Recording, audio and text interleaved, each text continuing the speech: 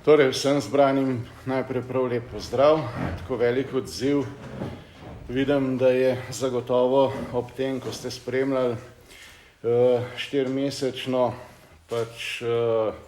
odisejado ali pa slab čas za Slovenijo pod časom te vlade, ste lahko opazovali pravo tekmovanje znotraj vlade. Po eni strani samega predsednika s tisto z nespretno izjavo povzročeno špekulativno krizo z naftnimi derivati, pa kasneje s odkupom pšenice. Po drugi strani gospa Fajonova z zlorabo, očitno zlorabo sistema na zunanjih zadevah. Potem gospoda Šarca, ki bo zdajle vrgel 70 milijonov skozi okno, zato da bo čez čas za večji denar, ker je kriza, ker povsod te tehnike zmanjkuje, kupoval slabše za Slovenijo. Ampak tista, ki je dobitnica, ki je dobila prvo interpelacijo, je gospa Bobnarjeva. 4 razlogi so za interpelacijo zoper ministrico za notranje zadeve, magistro Tatjano Bobnar, in jih bom zdajle na kratko predstavil. Prvi razlog je odgovornost ministrice Tatjane Bobnar zaradi očitne zlorabe funkcije, zavajanja javnosti v zvezi z ilegalnimi migracijami ter odstranitvijo zaščitne ograje na južni meji Slovenije in varnostnimi ter političnimi posledicami odstranitve zaščitne ograje, nedoslednega izvajanja zakonov, samovolje, malomarnega opravljanja dela, opustitve dolžnostnih ravnanj ter drugih dejanj in stališč ministrice pri izvrševanju politične funkcije, ki imajo za posledico izgubljeno zaupanje v funkcijo ministrice. Vsi veste, da je po zakonu Ministrstvo za notranje zadeve njegova temeljna naloga zagotavljanje varnosti in pa zakonitosti. V danem primeru, ko govorimo o zunanjih mejah, je to seveda zaščita zunanjih meja in preprečevanje ilegalnih prehodov. V zadnjih 2 letih je število prehodov, če ga primerjamo s 3 leta nazaj, nekoliko upadlo. Iz 16.000 na 14.000 in potem na 10.000 v lanskem letu. V letošnjem letu pa se stvari znova drastično poslabšujejo. In sicer je že v času do 31.8. po uradnem poročilu Policije Slovenije bilo obravnavanih 11.409 ilegalnih prehodov državne meje, v lanskem obdobju pa samo 5.914. To pomeni, da se je praktično število podvojilo in v tem trenutku je število ilegalnih prehodov že 13% večje, kot je bilo lani v celotnem letu skupaj. To veliko pove. Ampak še slabše je na področju zlorab v zvezi s prošnjami za azil. V letošnjem letu je po poročilu policije do 31.8. bilo obravnavanih 10.183 izraženih namer za prošnjo za mednarodno zaščito, torej za azil.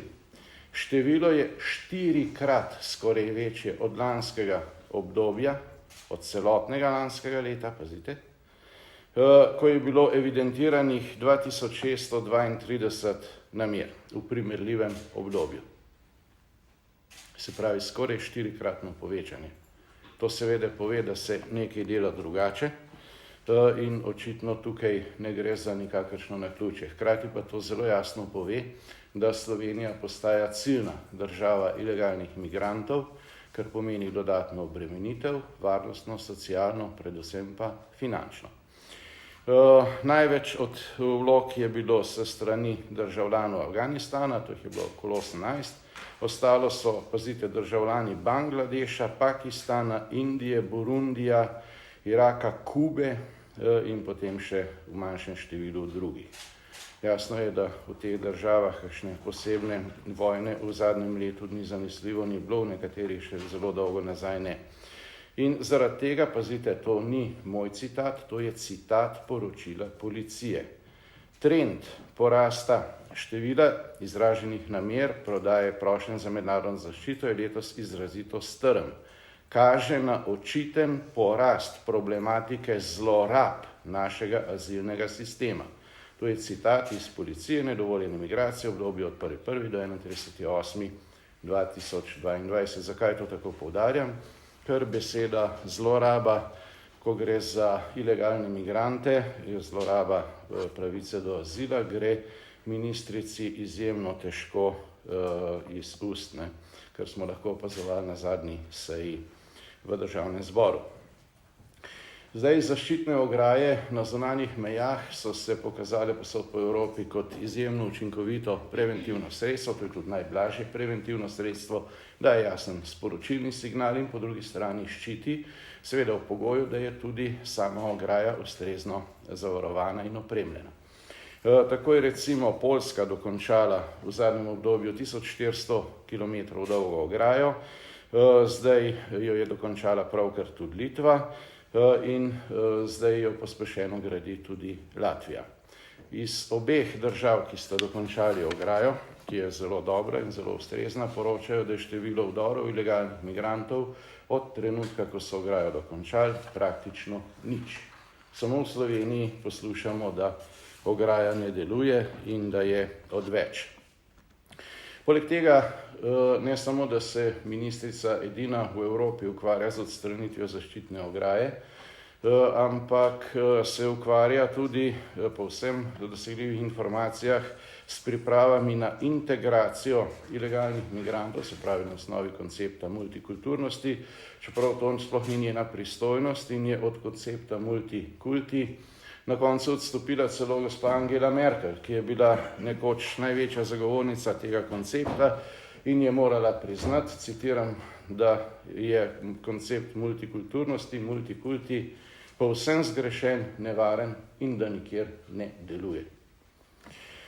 Varnost je ena in nedeljiva in seveda tako velja tudi za načela pravne države, ali jo spoštujemo vsi ali pa je pravna država samo še mrtva črka na papirju in ne obstaja več. In to še posebej velja ob zaščiti meje. Vsak ilegalni prestop meje, vsak vdor na ozemlje Republike Slovenije je policija dolžna preprečevati po slovenski zakonodaji. Če pa do njega že pride, pa je dolžna izpeljati ustrezen postopek, ga zaznati, preganjati in potem naprej izvajati postopke predpisane za zakonom. Sosedje očitno opuščanje preventivnih ukrepov, kot je zaščitna ograja, seveda gledajo z zaskrbljenostjo. Ukrepe proti Sloveniji že uvajajo in dodatne zaostritve preučujejo v Avstriji, zaskrbljenost je izrazila Madžarska, njihov zunanji minister, nezadovoljstvo je seveda vse večje tudi v Italiji, zlasti v pokrajinah blizu naše meje. Vsekakor pa je veliko vprašanje in pričakovanje v zvezi z italijanskimi volitvami, kjer po vseh anketah lahko pričakujemo silovito zmago desno-sredinske opcije, se pravi naveze Melonijeva, Berlusconi, Salvini.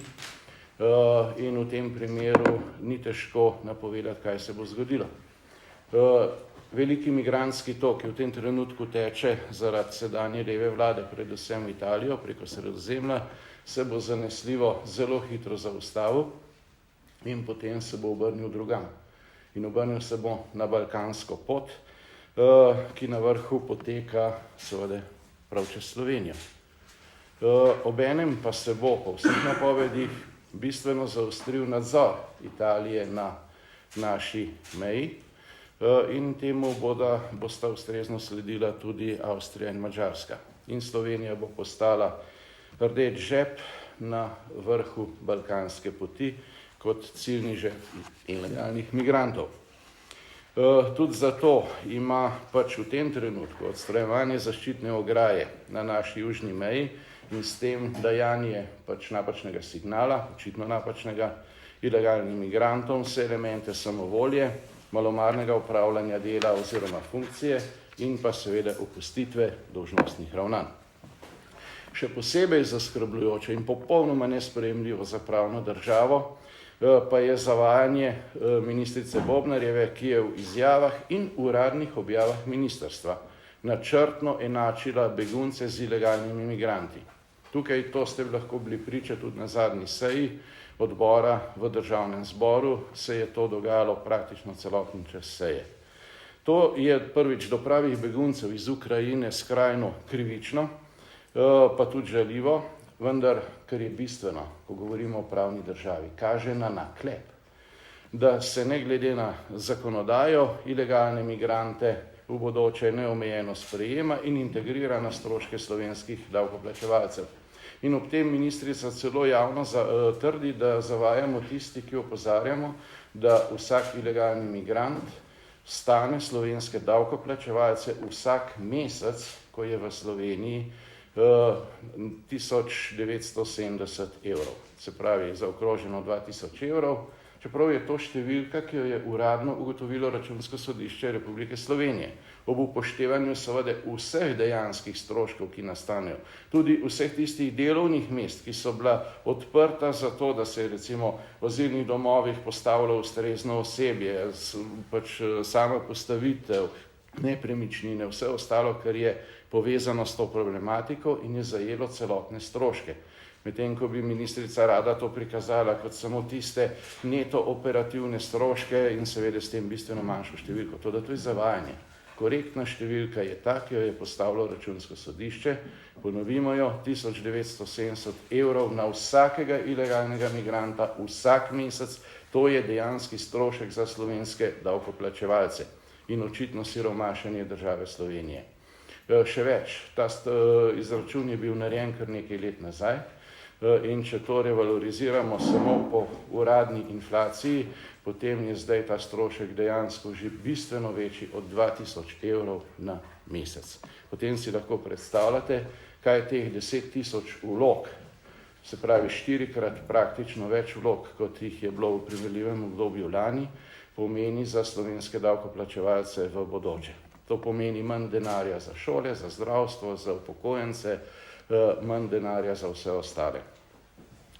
Prav tako je nesprejemljivo zavajanje ministrice Bobnarjeve, ki kar izenačuje legalne in ilegalne migracije, češ da so migracije vedno bile, da so migranti zaposleni v mnogih panogah, kjer pač zaman iščemo v Sloveniji zadostno število delavcev in podobno. To, oprostite, je nesprejemljivo. To je naklepno zavajanje in naklepno enačenje nečesa, kar je legalno, s tistim, kar je ilegalno in kar je ministrica po službeni dolžnosti dolžna preprečevati preventivno, če pa pride do tega, pa preganjati in izvajati ustrezne postopke. To je naklepno zavajanje, tudi posebej, kada to omenja v povezavi z zaščitno ograjo, ker zaščitna ograja seveda ni noben problem za zakonite migrante, ker ti pridejo na mejo, stopijo skladno s predpisi Republike Slovenije in prav tako zaščitna ograja ni noben problem za prave begunce, ki pridejo, recimo matere z otroki, pridejo z Ukrajine, pridejo ravno tako na mejo, na mejni prehod. Zaščitna ograja je pač namenjena samo za preprečevanje vdora tistim, ki zavestno kršijo predpise Republike Slovenije, se zato pa vstopajo mimo mejnega prehoda, ker vedo, da do legalnega vstopa v Republiko Slovenijo niso upravičeni in da zlorabljajo slovenski oziroma evropski azilni sistem. Ob tem opozarjam, da je opustitev dolžnostnega ravnanja in pa malomarno delo v službi kaznivo dejanje in enako velja tudi za zlorabo funkcije in da naklep ob tem pomeni še dodatno oteževalno okoliščino kaznivega dejanja. Na to v SDS posebej opozarjamo. Glejte, vrata svojega doma ne zaklepamo zato, ker bi sovražili tiste zunaj, ampak zato, ker imamo radi tiste, ki so v njem doma, ker jih hočemo zaščititi. In država je skupen dom vseh, ki tu živimo in zato smo s predpisi regulirali, kdo lahko vstopi, kje, zakonito in na kakšen način. Izvršilna veja oblasti pa je dolžna izvajati predpise in to brez izjeme in ministrica je k temu prisegla ob nastopu svoje funkcije. Opuščanje ustreznega nadzora in načrtno mešanje pojmov za zavajanje javnosti je ne samo zloraba funkcije, ampak tudi prinaša realno hudo nevarnost, tako za vse prebivalke in prebivalce Republike Slovenije, kot tudi za celotno Evropo. Ministrica zganja demagogijo in piše o ilegalnih migrantih, ki jih mimogrede v istem stavku kar izenači z begunci, in zapiše, da vsi ti samo iščejo topel dom. Dej, a to velja tudi za tiste, ki so jih prav na balkanski poti pred nekaj tedni našli oborožene z vojaškim avtomatskim orožjem?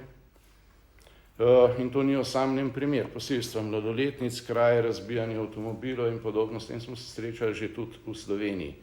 In ministrica s takim neprimernim pristopom za funkcijo, ki jo opravlja, daje nedvoumen signal opustitve nadzora nad zakonitostjo, kar ima lahko hude varnostne posledice. Med ilegalnimi migranti, ki so šli v preteklosti preko Slovenije, so bili dokazano tudi islamski teroristi. Celo nekateri, ki so sodelovali v pripravah na najbolj zločinski napad islamskih teroristov v Evropi, to je bil Pariz Bataclan. Druga točka, zaradi katere je ministrica Bobnarjeva vsekakor ne samo primerna, ampak nujna za razrešitev, je opustitev dolžnostnega ravnanja zaradi priprave strokovnih podlag pred začetkom odstranjevanja zaščitne ograje na južni meji ter zavajanja javnosti v zvezi s tem. Veste, da postavitev zaščitne ograje so uresničevale že številne vlade, tudi levosredinske vlade v času dr. Mira Cerarja in gospoda Marjana Šarca. In na osnovi ustrezne varnostne analize je strokovno utemeljen predlog policije za dodatno podaljšanje, mislim, da je šlo za 26 km, in izboljšanje ograje podpirala tudi sedanja ministrica, gospa Bobnarjeva, takrat v funkciji direktorice policije. Iz internetnih poročil je bilo mogoče jasno izbrati, da tudi letos pomladi izdelane strokovne analize ustreznih služb nedvoumno dajejo da iz njih sledi, da je potrebno ograjo še utrditi, povečati, izboljšati. Prejšnja vlada je na osnovi strokovnih ocen začela s postopno menjavo rezilne žice s panelno ograjo, ki pa je mogoče, če je potrebno, hitro nadgraditi, ustrezno utrditi, za prebivalce pa je bistveno manj problematična, bistveno manj moteča. Namesto, da bi s temi aktivnostmi nadaljevala, je sedanja koalicija že v predvolilnem obdobju kar politično napovedala, da bo ograjo podrla in odstranila.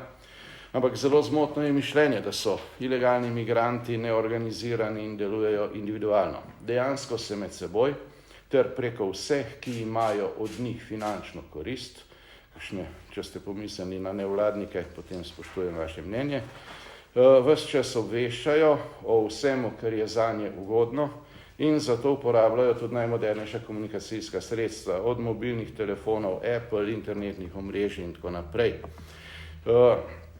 Z napovedano odstranitvijo zaščitne ograje je sedanja vladajoča garnitura dala jasen signal ilegalnim migrantom, ki so ga ti takoj razumeli. Število vdorov ilegalnih migrantov je poletelo v številkah navzgor za skoraj 100%. Policija pravi, da do 31.8.92,9%, glede na dosegljive številke o sedanjem stanju je že preko 100 in vse kaže, da bo letos dosežen neslaven rekord v kršitvah zakona na slovenski meji.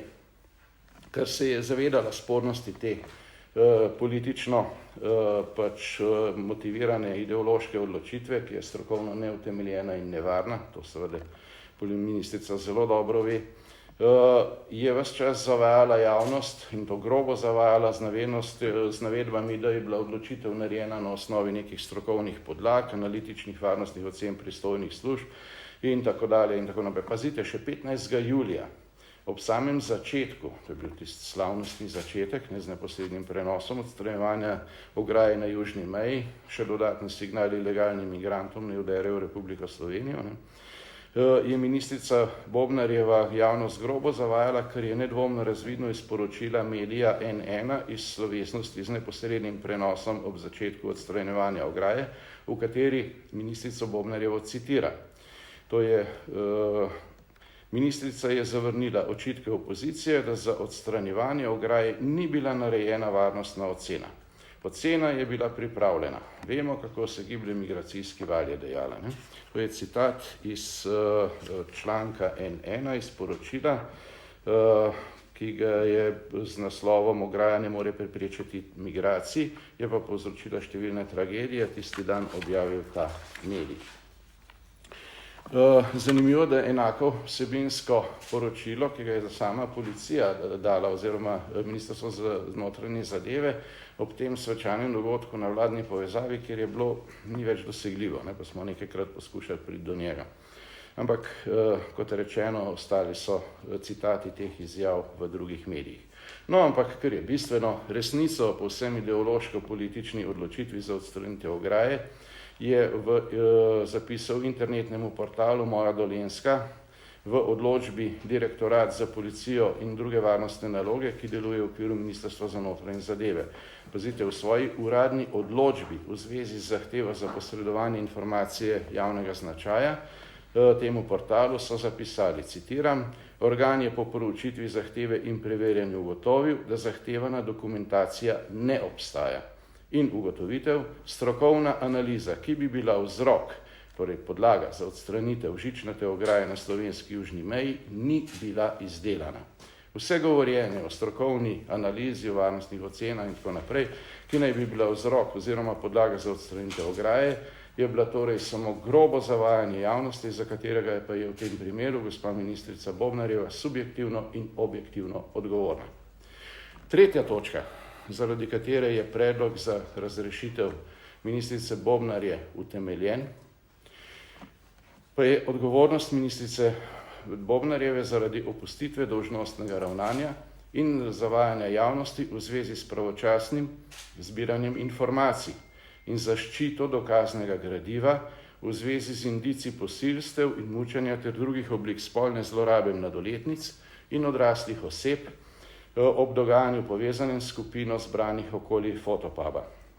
Sredi meseca avgusta letos, veste, da je prišla v javnost prva informacija o možnih zlorabah žensk, vključno z uporabo tako imenovane droge za posilstvo, GHB, na zabavah, ki jih je organizirala skupina zbrana okoli Fotopuba. Naslednjih dneh so se pojavili številni indici, ki so potrjevali te prve navedbe, tudi anonimna pričevanja, in vsa so potrjevala prve informacije, ki so jih potem v zvezi z mučenjem posilstvi še dodatno nadgrajevali. Poleg tega so potrdili navedbe, naj bi šlo tudi za zlorabe in mučenja mladoletnih oseb. Odprta je bila posebna internetna stran, kjer so zbirali izjave žrtev, in sicer na družbenem omrežju Instagram na profilu pod imenom Proti nasilju Dušana Smodeja. Kljub navedenim dejstvom, pa jasni slovenski zakonodaji, policija po vseh dosegljivih informacijah ni nemudoma začela z zbiranjem informacij, na tej osnovi poskrbela za pravočasno zaščito dokazov, da bi preučila navedbe in potem še številne nove indice, ampak je očitno čakala več dni, preden je sploh začela kakršnekoli zakonite postopke.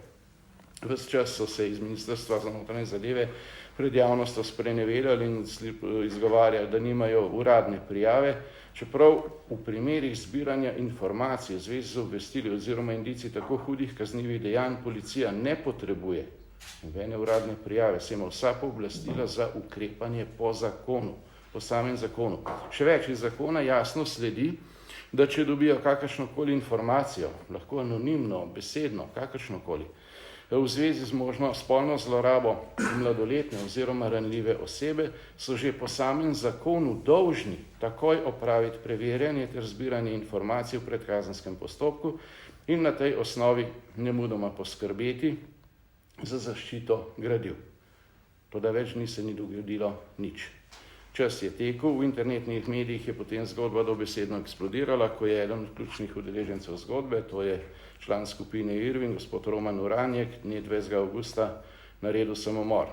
In v tem je šlo veliko navedb možni v smeri nakazovanja možnosti povezav tega tragičnega dogodka s spornim dogajanjem na zabavah, povezanih s to skupino ljubljanskih progresivnih umetnikov.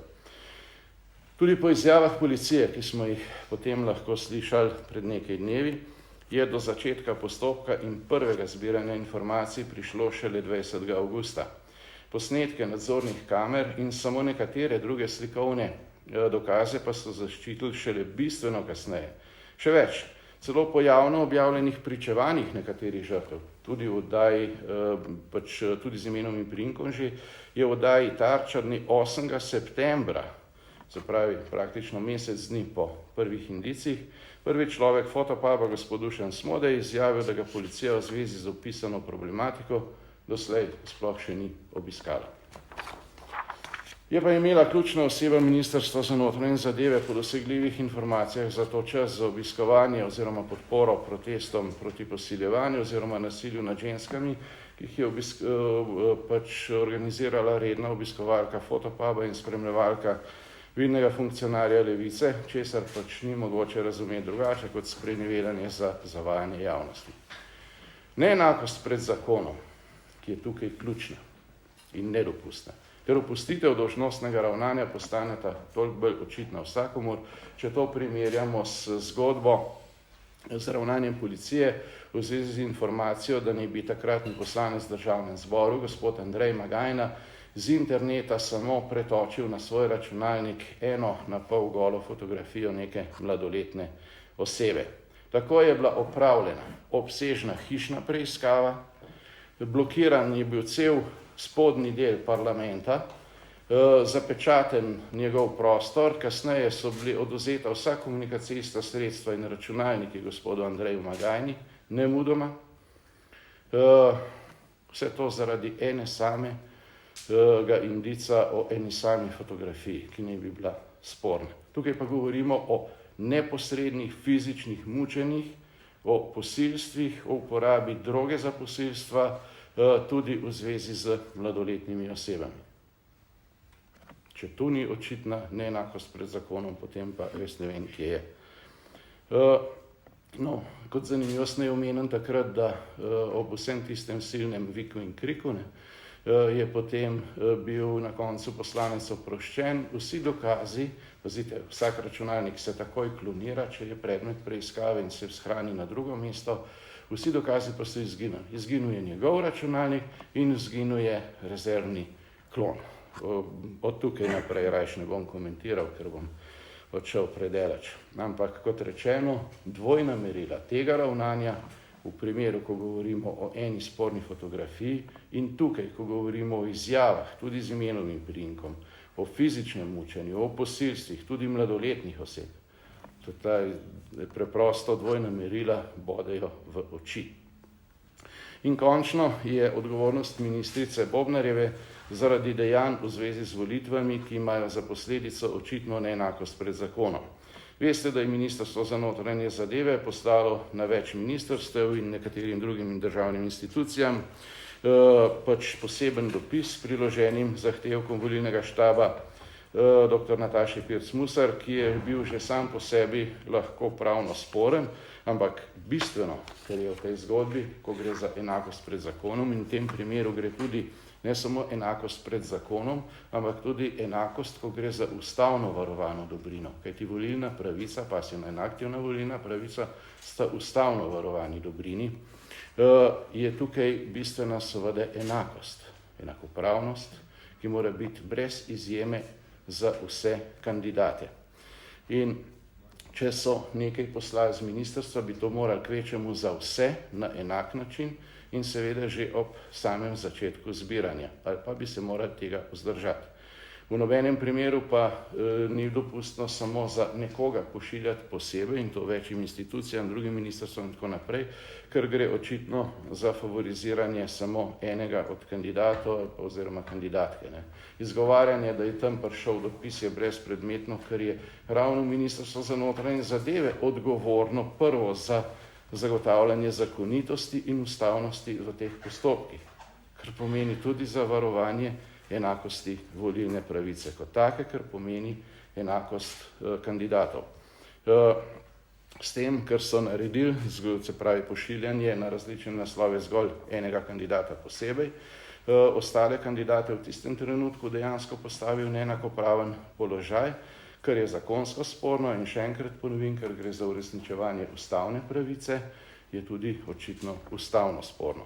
Ministrstvo bi bilo dolžno skrbeti za zakonitost postopkov in ministrica Bobnarjeva je odgovorna za delo ministrstva po zakonu. Glede na vse navedena dejstva je ministrica očitno odgovorna tako objektivno kot subjektivno. Zdaj,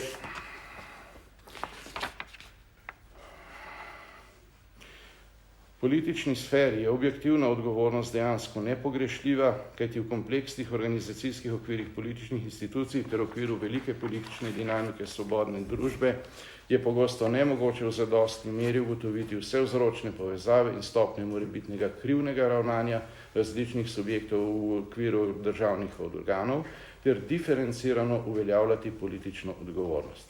Dr. Miro Cerar, Objektivna politična odgovornost, teorija in praksa prava, 6/98. Ministrica je prisegla ob imenovanju, da bo spoštovala ustavni red in delala za blaginjo Slovenije. Od ministrice pa se upravičeno pričakuje, da bo skrbela za ugled funkcije, ki jo opravlja, da bo povečevala zaupanje v varnostni sistem ljudi, v transparentnost, v odgovornost in učinkovito ravnanje državnih institucij na tem področju, na področju varnosti, in da bo skrbela za učinkovitost dela policije in zanesljivo delovanje celotnega varnostnega sistema v korist državljank in državljanov Republike Slovenije in vseh, ki tu prebivamo, in to brez izjem. Nič od tega ni uresničila in te 4 točke so dovolj zgovorne, kar pomeni, da ministrica gospa Tatjana Bobnar ni primerna za vodenje Ministrstva za notranje zadeve. In vse opisano dejansko stanje, ki je ustrezno dokumentirano, pomeni, da je ministrica za notranje zadeve magistra Tatjana Bobnar odgovorna zaradi očitne zlorabe funkcije, zaradi zavajanja javnosti v zvezi z ilegalnimi migracijami ter odstranitvijo zaščitne ograje na južni meji Slovenije in varnostnimi ter političnimi posledicami odstranitve zaščitne ograje, nedoslednega izvajanja zakonov, samovolje, malomarnega upravljanja dela, opustitve dolžnostnih ravnanj ter drugih dejanj in stališč ministrice pri izvrševanju politične funkcije, ki imajo za posledico izgubljeno zaupanje v funkcijo ministrice. Drugič, opustitve dolžnostnega ravnanja, priprave strokovnih podlag pred začetkom odstranjevanja zaščitne ograje na južni meji Slovenije ter grobega zavajanja javnosti v zvezi s tem. Opustitve dolžnostnega ravnanja in zavajanja javnosti v zvezi s pravočasnim zbiranjem informacij in zaščito dokaznega gradiva v zvezi z indici posilstev in mučenja ter drugih oblik spolne zlorabe mladoletnic in odraslih oseb ob dogajanju povezanem s skupino zbranih okoli Fotopuba in dejanj v zvezi z volitvami, ki imajo za posledico očitno neenakost pred zakonom. Izhajajoč iz vseh gornjih dejstev in razlogov, vlagatelj interpelacije predlagam Državnemu zboru Republike Slovenije, da magistro Tatjano Bobnar s funkcije ministrice za notranje zadeve po opravljeni razpravi razreši. Toliko v tem uvodnem delu. Kot rečeno, imela je hudo konkurenco znotraj vlade pri vsej šlamastiki, ki zdaj traja že 4 mesece, ampak razlogi, ki so pred vami, so jasni, so očitni, so pravno utemeljeni in gre za ravnanje, ki je nesprejemljivo z vidika spoštovanja pravnega reda, še posebej zato, ker gre za tako občutljivo področje, kot je Ministrstvo za notranje zadeve, se pravi zagotavljanje reda, varnosti in pa zakonitosti. Če je kakršnokoli vprašanje s tem v zvezi? Ja, mene zanima 4. točka in sicer glede na to, da ste tudi vi, torej SDS je prav tako izrazil to isto zadevo kot recimo predsedniški kandidati in to 7, ne samo 1.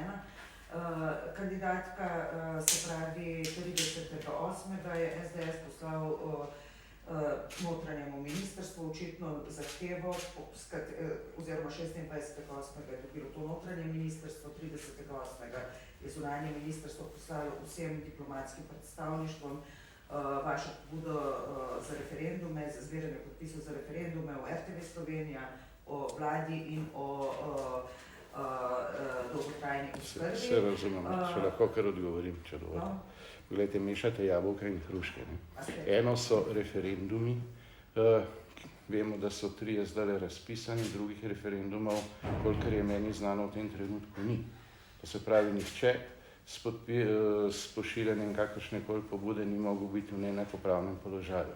Ko pa gre za volitve, pa imamo več kandidatov. Več ljudi je zbiralo podpise in pri vseh bi morali hkrati ravnati enako in na enak način, ker gre za zaščito enakosti pred zakonom. Se pravi, za vsakogar od udeležencev mora biti v danem postopku zagotovljeno vse na enak način. To je to. Ne, samo 2 odločitve Ustavnega sodišča sta v zvezi s to uredbo, kakorkoli, oziroma s tem 47. členom zakona o volitvah. Se pravi, to velja več kot 20 let, kolikor jaz razumem, mislim, hoče reči, sem se poukvarjala in Ministrstvo za notranje zadeve ni tisto, ki izbere kandidata, ampak se mora kandidat prijaviti. Se pravi, mogoče potem predlagate spremembo zakona, da bo to avtomatsko, ali pa da ministrstvo samo vpraša vsakega kandidata, če to želi. To sem povedal že prej in to tudi izrecno piše v interpelaciji. Za vse bi morali ravnati enako in na enak način in hkrati. Potem nihče ne bi mogel na kakršenkoli način biti v neenakopravnem položaju. A se je za vse enako? Ja, ni. Mislim, vsak se lahko prijavi. Ja, bi morali oni potem hkrati za vse poslati, pa niso, ne? To si vemo. V zvezi s prvima 2 točkama še, kako pa komentirate, da nekateri župani obmejnih občin pozdravljajo odstranitev žice na meji. Ravno včeraj je župan Črnomlja ob obisku ministrice izpostavil, da v občinah s tem nekako nimajo težav in da večina ljudi tudi to pozdravlja. No, odstranjevanje bodeče žice se je začelo že, in to v veliki meri bilo že izvedeno, pod prejšnjo vlado. Samo je tukaj ena velika razlika. Prejšnja vlada je potem nadomeščala postopno žico s panelno ograjo, ki je bistveno manj moteča, omogoča mnogo lažje ravnanje vseh tistih, ki so tam prebivajo in je tudi za živali in za vse ostale, ki se srečujejo s to oviro, manjši problem, ne? In namesto, da bi s tem ravnali, sedanja vlada pa odstranjuje ograjo kot celoto, ker je še enkrat poudarjam napačen signal ilegalnim migrantom. In po drugi strani zagotovo ni ravnanje v smeru večje varnosti in pa zakonitosti, ki jo lahko zagotavlja vlada Republike Slovenije. Ministrica pa je po službeni dolžnosti vedno dolžna ravnati tako, da povečuje varnost in da spoštuje dosledno, pazite, brez izjem, zakonodajo Republike Slovenije. Ona nima tukaj nobenega manevrskega prostora. Še to, dejali ste, da ima gospa Bobnarjeva hudo konkurenco znotraj vlade in da ste se pač najprej odločili za njeno interpelacijo. Se še pripravljajo katere interpelacije in v kakšnem časovnem obsegu jih lahko pričakujete? Na začetku sem že povedal, da je konkurenca znotraj vlade huda. To, čemu smo priče zdajle že več kot 100 dni, se pravi približno 4 mesece bo kmalu, je na nek način zelo žalostno, da se to dogaja v naši domovini. Vlada je dokazala, da je popolnoma nesposobna, inflacija je poletela v nebo. V času prejšnje vlade smo bili med najboljšimi glede na inflacijo v Evropski uniji, zdaj smo v samem vrhu. Poleg tega so bile tukaj narejene številne očitne nepotrebne napake zaradi napačnega ravnanja, ki sem jih naštel, predsedniku vlade, recimo primer tistega na začetku poletja povzročenega špekulativnega pomanjkanja goriv, potem kasneje vprašanje kmetijskih proizvodov, recimo odkupa pšenice, šlamastika s tem primerjalnimi lestvicami in za to zapravljenimi 50.000 evri, da vseh ostalih malenkosti sploh ne govorim. Po drugi strani imamo tukaj zlorabe sistema na področju zunanjega ministrstva, kar je bilo že predmet nekaterih napovedi. In pa zdaj imamo potezo gospoda Šarca, ki je ideološko motivirana, očitno to vlado spet vodi Levica. Je pa zelo zanimivo, da je to postopek, ki je bil začet, pazite, v času še vlade Alenke Bratušek, nadaljeval ga je potem kasneje in dokončno izbor je bil opravljen v času ministrstva gospoda Marjana Šarca. To je točen ta minister, ki je zdaj to odpovedal. S tem, da nakup je bil napovedan in pogodba podpisana v času, preden so se drastično podražila vsa sredstva za posebne namene, kot se temu uradno reče.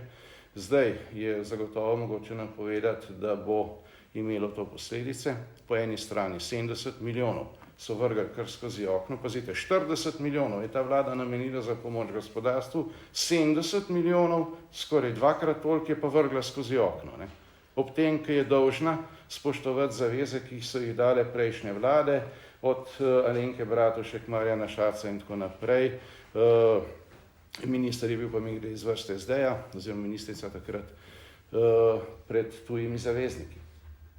Se pravi, ta vlada, ko je hotela samo uresničiti tisto, kar je vlada Janeza Janše, je hotela samo uresničiti tisto, k čemur so jo zavezale vlade levičarjev, vlade Alenke Bratušek, Marjana Šarca in ministri iz vrste SD-ja, so zdaj blokirane. In zdaj, kaj bo posledica? V tem hipu cene vsem tem sredstvom rasejo zaradi okoliščin, zaradi vojne v nebo. In lahko je zelo enostavno napovedati, da bo čez čas morda res prišlo do kakšnega nakupa, ki pa bo dražji in manj ugoden, kot je bil ta. 70 milijonov se je pa vrglo skozi okno. Ne? In kar je še huje, pazite, tako igrajčkanje, kot je bilo v tem primeru, je neodgovorno. Zakaj? Ker mi imamo pač od druge svetovne vojne nek red, ki velja praktično brez izjem, da če se tih nečemu zavežeš, si verodostojen, si zaveznik in potem te tudi tako obravnavajo. Nemčija pa je naš največji izvozni partner, 70% našega izvoza je vezanega na Nemčijo. In zato je tako ravnanje, ko se je odpovedalo nekaj z argumentom, da bi lahko kaj kupili tudi ceneje, seveda lahko bi kupili eno zarevelo rusko šajtrgo, ne, pa bi bila bistveno cenejša. Tak argument ne zdrži. Če bi dokazali, da je bilo res kaj narobe s pogodbo, bi pogodba bila že ex lege nična, že, ker ima noter itak nično, pač klauzulo o ničnosti, ne, če je kaj dejansko narobe z njim. Tak način pa pomeni, da si neverodostojen partner. In če samo nekaj procentov zaniha naš izvoz v Nemčijo, bo neto škoda za slovenske podjetnike nekajkratno večja, kot pa je vrednost celotne te pogodbe. Da ne govorim, da zaradi pač manjšega izvoza in vsega tega bo tudi manjši priliv v proračune, kar posledično spet pomeni višje davke, obenem pa se rušijo ograje, odpirajo meje in imamo čez 10 tisoč že vlog za azil. V primerjavi lansko leto pa komaj četrtino tega. Ja, se sprašujem, ampak... Se pravi, kdo bo to plačal, gospod in gospodje? Se pa vi to vprašajte, ne, ob takih zafrkanci. To je neodgovorno in neresno ravnanje, za kar je odgovorna celotna vlada. In vsekakor bo imelo posledice. Ne. Ampak v tem trenutku mi govorimo o Ministrstvu za notranje zadeve, ki je naredilo 4 ekstremno hude napake, kršilo 4-krat zakonodajo Republike Slovenije, očitno, 4-krat opustilo dolžnostna ravnanja, 4-krat ravnalo samovoljno, obenem pa v nekaterih primerih še zelo grobo zavajalo javnost in dajalo indic, da naklepno ne namerava izvajati zakonodaje Republike Slovenije. To, gospod in gospodje, je pa zelo velik problem. Kajti pravna država velja, če jo vsi spoštujemo. In prvi, ki jo je dolžen spoštovati, je seveda vsakdo, ki je na funkciji. Če je samo ena izjema, pravna država ne obstaja več. Zato so tovrstne pač manipulacije, samovolja, samovoljno enačenje beguncev, migrantov, legalnih, ilegalnih migracij, vsega, kar pa vprek, ne, v nek čuden levi gemišt, nedopustne. To je posebej nedopustno, ko gre za Ministrstvo za notranje zadeve in zaradi tega je Ministrstvo za notranje zadeve imelo prednost in zaradi tega je prva interpelacija zoper ministrico Bobnarjevo. In zaradi tega je ta interpelacija utemeljena, 4-krat utemeljena. Kajti vsak od teh razlogov je zagotovo dovolj, da se ministrico razreši. No pa vendarle v preteklih dneh je bilo moč razumeti, da pripravljate interpelacijo zunanje ministrice, kdaj jo boste vložili oziroma jo boste in ali je iz tega, kar ste zdaj povedali, tudi moč razumeti, da se pripravlja interpelacija obrambnega ministra? Govorili se o marsičem, pustite se presenetiti. Mislim, vaša Jaz volja vam poslanske samo skupine. povem, da v poslanski skupini SDS bomo storili vse, da Slovenijo omogočimo, da spet razvojno zadiha s polnimi pljuči, da se spoštuje ustavnost in zakonitost, da se omogoči s tem tudi razvoj in da Slovenke in Slovenci živijo varno. Kajti nobena pravica, nobenega tujca ne more biti nad to pravico. A lahko morda vsaj številko, koliko interpelacij je v igri? Mislim, da sem na to že odgovoril, če je še kakršnokoli drugo vprašanje. Ja, ali ste k podpisu povabili tudi kolege iz poslanske skupine Nove Slovenije in kaj so vam odgovorili? Zaenkrat so to naši podpisi. Še kakšno vprašanje? Na njihovo podporo in kakšen izid pravzaprav pričakujete glede na razmerja znotraj parlamenta?